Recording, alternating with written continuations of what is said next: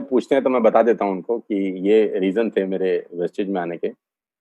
Although मैं जिस पुरानी कंपनी में था उसमें 15 साल रहा, मैं 15 ईयर्स में उस कंपनी में था। And I respect regard to all what I have done before in the last 15 years. उस कंपनी से बहुत प्यार था, प्यार है, पहला प्यार वही है। जैसे कहते हैं ना, पहला प्यार चेंज नहीं होता, तो उसके लिए मन में जो इज्जत है वो तब भी उतनी थी और आज भी उतनी है। उसको हम गलत नहीं बोल सकते। वहां से बहुत कुछ मिला है, बहुत कुछ सीखा है हमने, है ना। लेकिन एक टाइम आता है दीपल जी, जब आपने आपको एक बोल्ड डिसीजन लेना होता है जिंदगी का। राइट।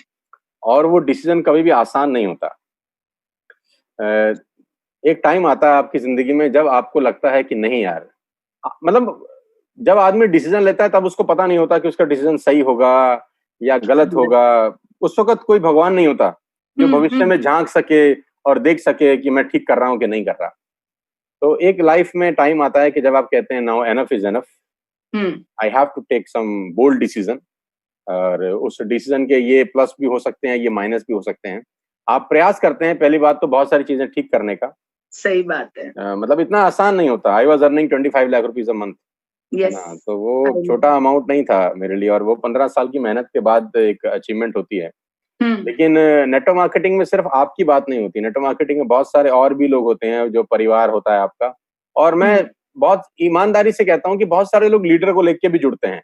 बहुत सारे लोग सिर्फ कंपनी को देख के नहीं जुड़ते, उनके लिए आप ही कंपनी होते हैं। मतलब आपका जो चाचा जी होंगे या भाई होगा, उसको कंपनी से क्या लेना देना। वो बोल तू कर रहा है ना यार, तो हम भी कर लेते हैं टाइप्स। Agree, 100% agree. तो और बहुत सारे लोगों का नौकरी आप छुड़वाते हैं। कोई मैनेजमेंट से नहीं आता नौकरी छुड़वाने, आप उसको मोटिवेट करते हैं कि छोड़ दे यार, हम तेरे साथ हैं, टेंशन नहीं होगी तुझे टाइप्स। तो वो एक लेवल आता है कि जब आप बहुत सारी चीजें ठीक करने की कोशिश करते हैं और सोचते हैं कि नहीं यार ठीक हो जाए, ठीक हो जाए, ठीक हो जाए। लेकिन जब लगता है कि नहीं यार अब ठीक नहीं हो सकता ये, है ना। Now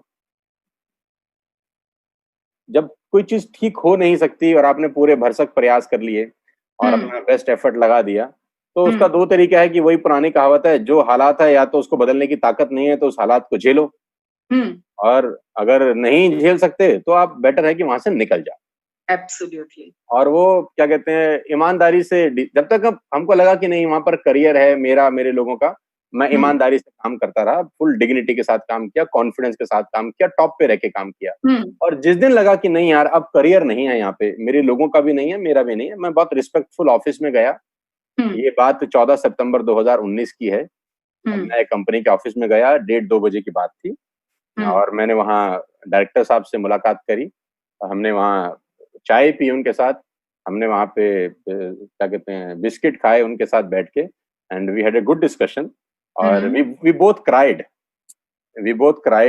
me and the previous director, जिनका मैं बहुत इज्जत करता हूँ और जिंदगी भर करते रहूंगा, क्योंकि उनके साथ मैंने 15 साल बिताए हैं। यस। वी बोथ क्राइड, और गुड नोट पे वो मुझे बाहर तक छोड़ने आए।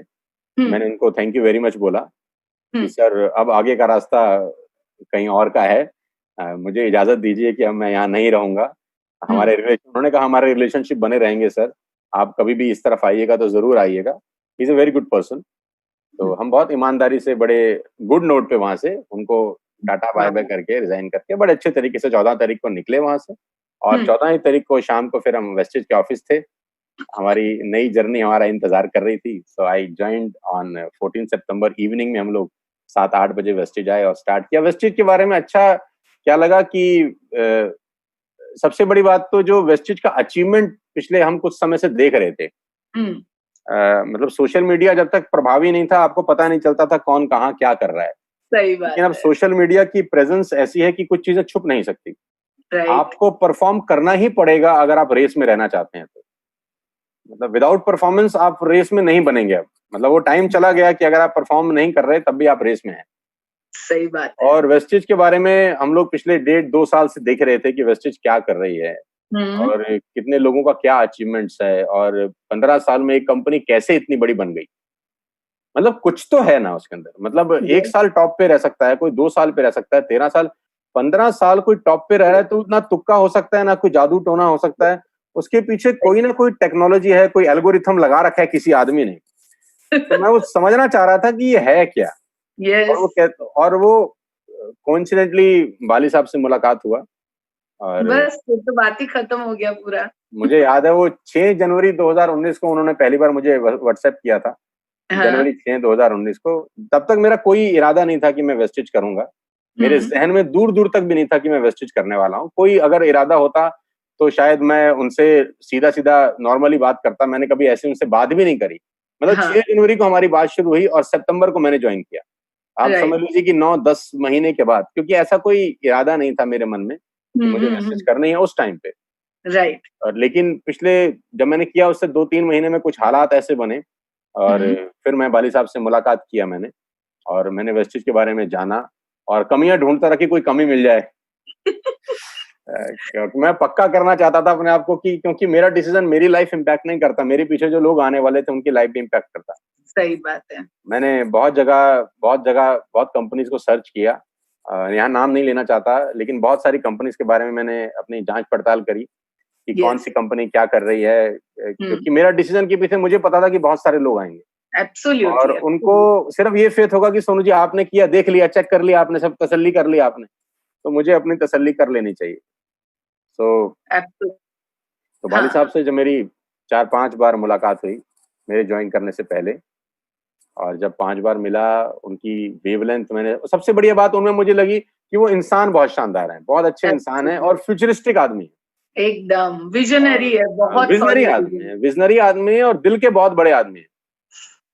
मतलब उनका दिल बहुत बड़ा है, विजनरी आदमी है और लीडर को समझने वाला आदमी वही है जो एमएलएम किया है कभी।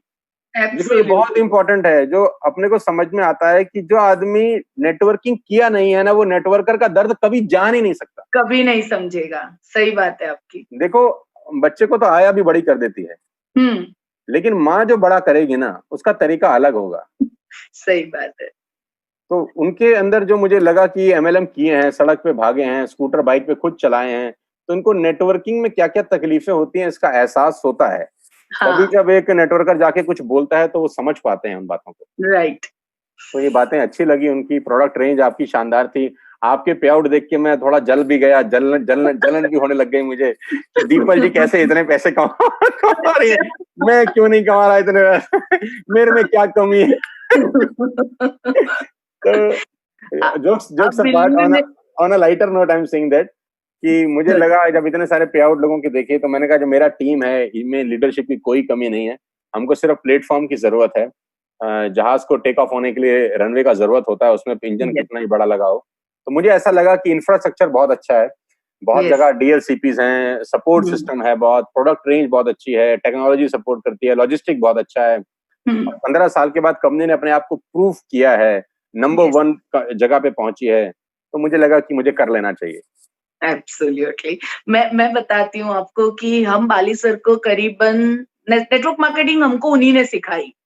पिछली कंपनी में उन्हीं से हमने नेटवर्क मार्केटिंग सीखी। जब वहां से हमने छोड़ा ना तो 1-1.5 साल तक हमने कुछ नहीं किया था, और तब सर हमें कह रहे थे दीपल नीलेश तुम्हें नहीं मालूम है कि तुम क्या कर सकते हो। यानी हम खुद कॉन्फिडेंस पूरा गवा चुके थे, पूरा हमारा कॉन्फिडेंस 0 हो चुका था, बट उनको मालूम था कि एक लीडर में कौन सी क्वालिटी होनी चाहिए और वो बंदा कहाँ जा सकता है। और यही चीज, और मैं तो कहती हूँ तीनों का कॉम्बिनेशन जो है वेस्टीज में, वो वेस्टीज को पूरी तरह अलग बनाती है। तीनों डाइवर्सिफाई हैं, तीनों का टैलेंट अलग है, क्वालिटी अलग है, एक की क्वालिटी दूसरे से मैच नहीं करती। एब्सोल्युटली। तीनों इतने अमेजिंग है, क्योंकि जब हम आए तब हम तो सिर्फ बाली सर को जानते थे, और मुझे याद है तब बाली सर ने कहा कि कन्वर जी आने वाले हैं मुंबई, तो वही आपको प्लान दिखा देंगे। तो मैंने कहा नहीं सर, हम कोई कन्वर को नहीं जानते, हम तो आप ही से सुनेंगे। और आज आप देखिए कि उन तीनों ने इतनी बढ़िया तरीके से सब चीजों को सेट किया है, यानी एक सही कंपनी। और आप जो कह रहे हो बहुत सही है, इंफ्रास्ट्रक्चर, लीडरशिप, विजनरी, और ये सब चीजें। मैं भी एक कंपनी में 12 साल काम करके मैंने यहाँ शिफ्ट किया हुआ है। बहुत जान लगती है जब आप कोई कंपनी से शिफ्ट करते हो, तब वो इजी डिसीजन नहीं होता है। बहुत मुश्किल डिसीजन होता है दीपल जी, रात भर आदमी सोता नहीं है। देखो ये ऐसा नहीं है कि रात को आप सोए, सुबह सोचा चलो कुछ और कर लेते हैं। एब्सोल्युटली ऐसा कुछ नहीं है। मतलब आप दिमाग में ना जाने कितनी कैलकुलेशंस लगाते हैं, कितना प्लस सोचते हैं, कितना नेगेटिव सोचता है माइंड, क्या साइड इफेक्ट होगा ये सोचता है। कहीं गलती से डिसीजन गलत हो गया तो क्या होगा, सही बात और है। वहां पर आप एक कंफर्ट जोन में हैं, सेफ जोन में हैं, पैसे आ रहे हैं, मान सम्मान इज्जत सब कुछ है आपके पास। तो मुझे बहुत सारे लोग बोलते थे क्यों पंगा लिया तूने, है ना, तेरे को तो सब ठीक था, मतलब पैसे ना आए आदमी डिसीजन ले, समझ में आता है। तो मैंने बोला नहीं नहीं, कभी कभी फ्यूचर को देखते वक्त करंट में कुछ कठिन निर्णय लेने पड़ते हैं। सही क्योंकि बात है, मुझे सही। पता था कि जो चीज फ्यूचर में तकलीफ देगी, बेटर है कि उसका ऑपरेशन आज किया जाए, राइट। और ऑपरेशन कभी भी आसान नहीं होता। सो यस, तो ये यही चीजें एक लीडर को स्ट्रॉन्ग लीडर बनाती है एक्चुअली। आपके हिसाब से नेटवर्क मार्केटिंग कर